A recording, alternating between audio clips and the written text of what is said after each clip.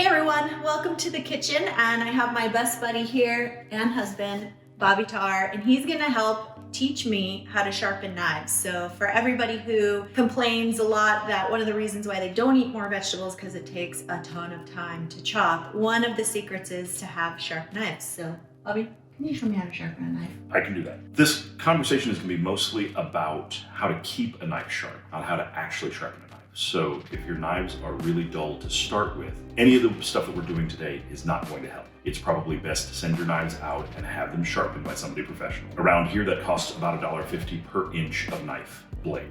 And if you follow what we're talking about here, you should probably send your knives out once every year, year and a half to be sharpened. If you continue to keep your knives sharp and in good shape, you'll have less of a problem. The first thing to think about is knife sharpening is actually a sympathetic process. So you have two different pieces to the process. One of them is a knife. The other one is a cutting board. So if you have anything that isn't a wood or composite or plastic cutting board, please go ahead and stop the video and go throw away any glass cutting boards or anything else that you're using other than something that isn't going to damage your knives even more. So, Never cut on a plate. Never cut on a plate. So the first thing first, we'll try to take kind of the standard approach and then kind of a couple of adaptations that I use whenever I don't have some of the tools at hand. So why don't you take this knife, Okay. I'll grab this knife.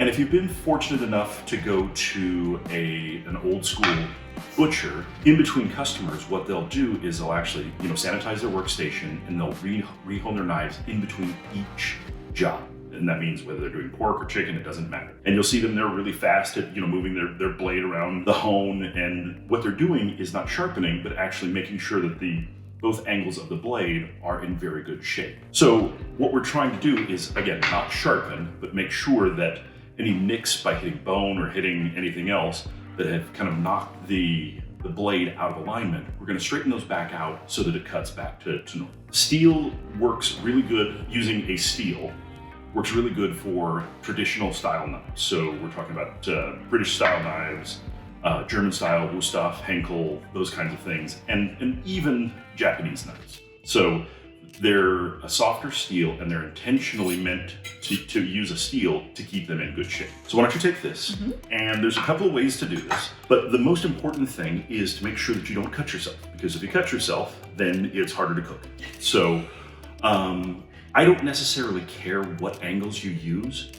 What is important is to keep the same angle through the entire process. You can use the steel up in the air like the chefs do and have to take a chance of cutting your thumb. You can use it laying down flat like this, okay? That's why most of them have a flat spot on them. Or, which I think is probably the safest for most people, is to use it standing up. And what you're gonna do is you're gonna use about the same amount of pressure and the same stroke that you would use to cut something off of either the bone or a stalk, right? So you're gonna hold it up tight, and it's important to keep the same pressure as when you would normally cut. So start at the heel is usually the easiest. Go all the way to the bottom, and just like you're carving off something, you're gonna wanna try to get all the way to the tip. And the important part here is to make sure that you're using the same angle each time. Because if you use a different angle each time, you're actually effectively just kind of making your knife less and less sharp. So then you're gonna have to send it out to be sharp. Ideally, you're gonna want to do the same number of strokes on each side. So, you're gonna carve off that side, and then depending on how, This way? no, depending on how comfortable you are, you're gonna have this stand up straight. You're gonna reach on the inside and use the same angle and draw it all the way out. Try to get the entire length of the knife. This feels really comfortable. I'm not afraid of doing this at all, that I'm gonna cut my stomach or anything weird like that. Okay. And one of the things that I like to do, just for me, because I do a lot of woodworking and a lot of sharpening, so I'm very comfortable with making sure that I'm using an angle on both sides. So this particular steel has a little high point. I always bury my thumb behind the high point because it's harder to cut. So what I'll do is I'll actually just kind of lay it down flat, draw it across, and draw it across. And then, if you're an advanced user, you can sit here and peel off a knife without, having to look at it. That's not a problem at all. Fancy. So you can do that as well. So with the bigger butcher's knife, if I'm doing this right, I hold my finger behind this kind of squared off point. So my knuckles are resting on the countertop and my thumb is behind this little bump out. And then I'm right-handed, and this is how I would actually chop food. So that's what you were saying. Exactly right. And so if I just cradled it, it would be balanced and nothing bad's gonna happen. Yep. Okay, so same thing. Same thing. Angle is the most important. And what you're doing is you're leaving about this much of the steel that you're not using. So start way up here at the tip. Okay. You're doing a good job of keeping the angle mostly the same. And then I would switch and go top to bottom. Yep. So I would talk about steels in general. So if you look around in your grandmother's, kitchen drawer, your mom's kitchen drawer, there's probably a very old one that doesn't have any ridges. This one has little ridges. They both work exactly the same. If you go out and shop for a new one, these are just fine. And then you'll also find some that actually have diamonds impregnated in them. So they both, it does a little bit of both. So it does a little bit of sharpening and a little bit of honing the knife is what we're trying to do here. It'll help you, it lasts a little bit longer in between sharpenings. The diamond one would? The knives, if you had a diamond hone. Okay. But the important part here is if you don't have control of the angle in your wrist and you have a diamond hone, you're gonna be changing the angle all the time. Right. So it'll actually make your knives dull faster. Okay. So you have to make sure that you're good at keeping your wrist lock, your shoulder lock, everything in the same plane, Okay. and then you can use a diamond hone. Okay. What if you don't have either one of those? I think everybody probably has a coffee cup. So it's probably best to make sure that nothing is gonna slip on you. So this towel is slightly damp, and you're gonna flip it upside down, and the very bottom is ceramic. If you actually take a blade, it's important to keep your fingers down and low. You're gonna actually use the bottom of the cup to hone the knife.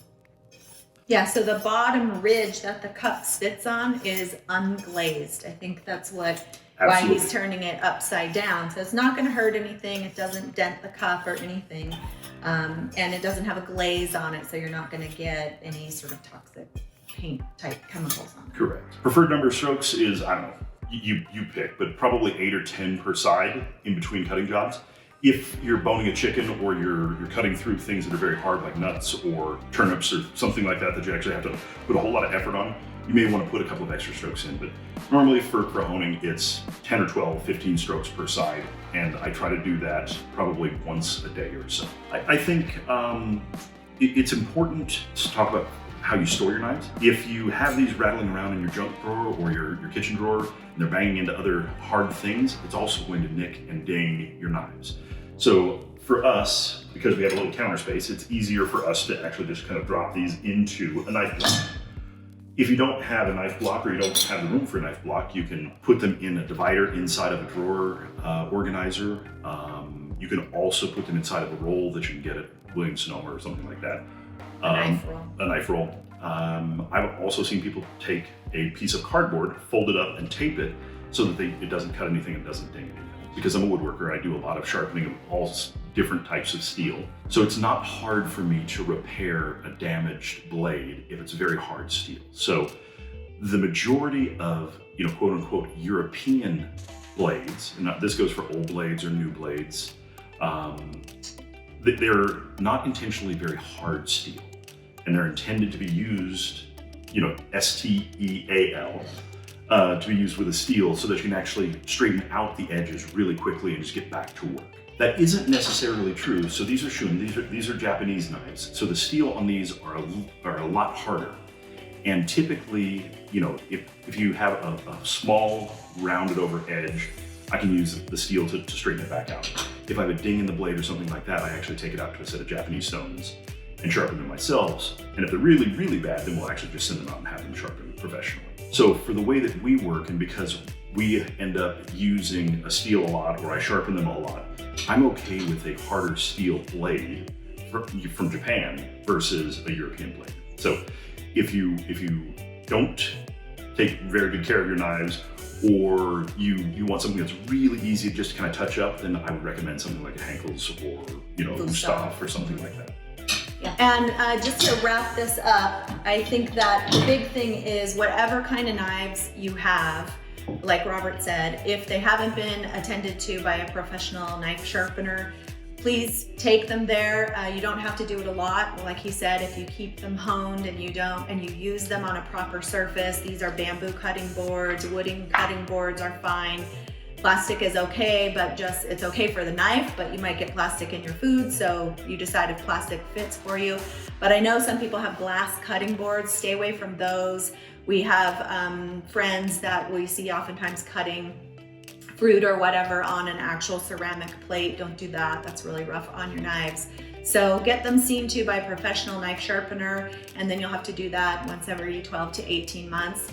Keep them honed using the steel or Bobby's handy dandy free trick. No need to buy a new implement, the bottom of a ceramic cup that doesn't have any glaze on it. We'll do a separate video on how to do knife sharpening because it's not magic. It just takes some practice and it takes somebody to show you how. So if you're interested in going to the next level, we'll do a separate video on sharpening the knives on water stones and that type of thing. So thanks for joining. Happy vegetable cutting. Don't be afraid to use your knives after you get them honed and sharpened.